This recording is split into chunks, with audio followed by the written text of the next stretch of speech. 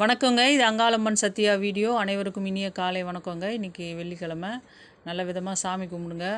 சாமி எதுக்காக கும்பிடணுன்னாங்க, நம்மளுக்கு பல கெட்ட நேரங்கள், கிரக கோளாறுகள் எதெல்லாம் எது இருந்தாலும் சரிங்க, நம்ம வீட்டை சுத்தப்படுத்தி தெய்வத்தை வணங்கும்போது அதெல்லாம் கொஞ்சம் நம்மளை நெருங்கி வர பயப்படும்.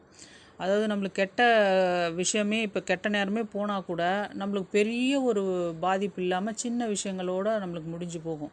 அதனால் தெய்வத்தை நாடி போனால் என்றைக்குமே அது நம்மளுக்கு தீமை தராதுங்க, நன்மை மட்டுமே தரும்.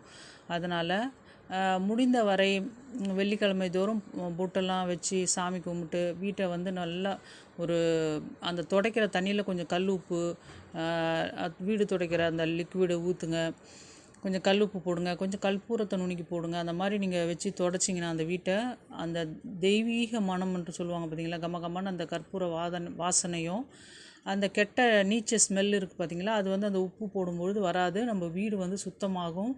நம்ம வைப்ரேஷன் நல்ல ஒரு வைப்ரேஷனாக இருக்கும். நல்லதே நடக்கும்.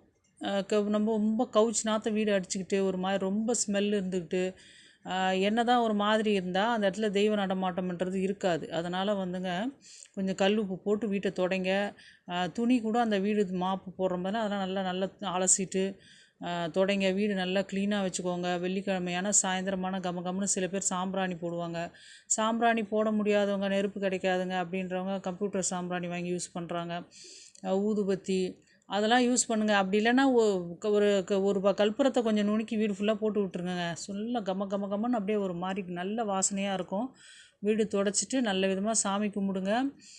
உங்களுக்கு குடும்பத்தில் யாருக்கும் எந்த நோய் நொடியும் இல்லாமல் வரவு இருக்கணும். கடவுளே, எந்த கஷ்டமும் இருக்கக்கூடாது, என் கடன் தொல்லையெல்லாம் தீரணும், என் குடும்பத்துக்கு எந்த ஒரு பாதிப்பும் வரக்கூடாது தெய்வமே. நீங்கள் எந்த சாமியை உங்களுக்கு பிடிக்குமோ அந்த சாமியை வணங்குங்க, தவறு கிடையாது. எந்த தெய்வத்தை வணங்கினாலும் நம்மளுக்கு நன்மை தான் கிடைக்கும். எந்த சாமியும் நம்மளுக்கு கெடுதல் செஞ்சிட மாட்டாங்க.